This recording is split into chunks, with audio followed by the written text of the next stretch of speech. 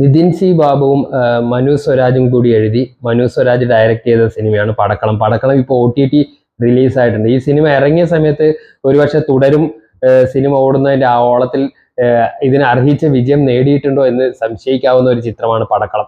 പടക്കളം OTT വന്നതിന് ശേഷം ഈ സിനിമയുടെ ചർച്ച വളരെയധികം സജീവമായിരിക്കുകയാണ്. എന്താണ് ഈ സിനിമ കാണാത്തവരുണ്ടെങ്കിൽ സ്കിപ്പ് ചെയ്യുക. ഇതിനകത്ത് ഒരുപാട് സ്പോയിലേഴ്സ് OTT ഇറങ്ങിയോണ്ട് തന്നെ സ്പോയിലേഴ്സ് ആയ കാര്യങ്ങൾ ഡിസ്കസ് ചെയ്യുന്നുണ്ട്. ഈ സിനിമയുടെ ഏറ്റവും വലിയ പ്രത്യേകത ഇതിനകത്ത് ഉള്ള ഈ ഒരു ഫാന്റസി എലമെന്റിനെ ഇവർ എങ്ങനെ ട്രീറ്റ് ചെയ്തിരിക്കുന്നത് എന്നുള്ളതാണ്.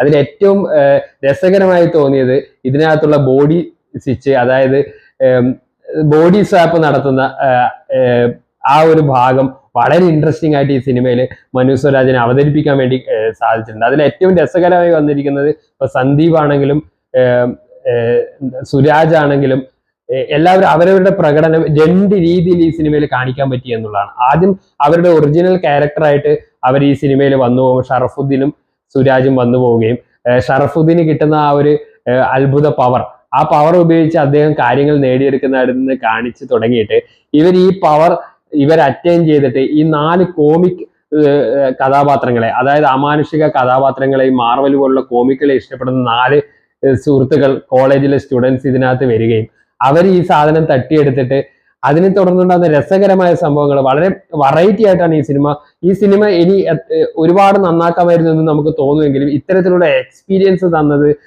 തന്നെ ഈ സിനിമയുടെ മേക്കേഴ്സ് ഒരു കയ്യടി അർഹിക്കുന്നുണ്ട്. അത് ഫ്രൈഡേ വിജയ് ബാബു ആണെങ്കിലും ഇത്തരം ഒരു സ്ക്രിപ്റ്റിന് സിനിമയ്ക്ക് ജീവൻ കൊടുത്തതിൽ അദ്ദേഹം ഒരു പ്രത്യേക അഭിനന്ദനം അർഹിക്കുന്നുണ്ട്.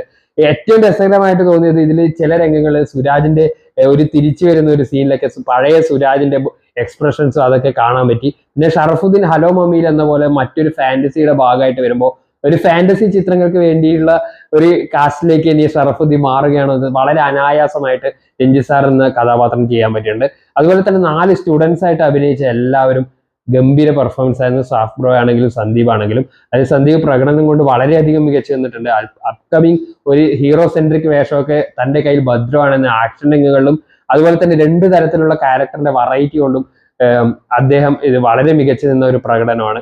അതുപോലെ തന്നെ രാജേഷ് മുരുകേശന്റെ മ്യൂസിക് അദ്ദേഹത്തിന്റെ നേരം പോലുള്ള സിനിമകളായിട്ട് മ്യൂസിക് ട്രാക്കുമായിട്ടുള്ള സാമ്യത പറയുമെങ്കിൽ അത് ഈ സിനിമയ്ക്ക് വളരെ ആപ്റ്റ് ആയുള്ള രീതിയിൽ സിനിമയ്ക്ക് രസകരമായിട്ട് അതിനെ എലിവേറ്റ് ചെയ്യാൻ വേണ്ടിയിട്ടും സാധിച്ചിട്ടുണ്ട്. അപ്പോൾ പടക്കളം നിങ്ങൾ കണ്ടില്ലെങ്കിൽ ഉടൻ ജിയോ ഹോട്ട്സ്റ്റാറിൽ കാണും. ആ വെറൈറ്റി ആയ ഒരു സബ്ജക്റ്റ് വളരെ രസകരമായിട്ട് ഫ്രഷ് ഫേസ് പുതിയ ജനറേഷന്റെ കൂടെ സുരാജ്, ഷറഫുദ്ദീൻ തുടങ്ങിയ കുറച്ച് സീനിയർ ആക്ടേഴ്സ് കൂടി പെർഫോം ചെയ്യുമ്പോൾ വളരെ രസകരമായ അനുഭവമാണ് ഈ സിനിമ എനിക്ക് സമ്മാനിച്ചത്.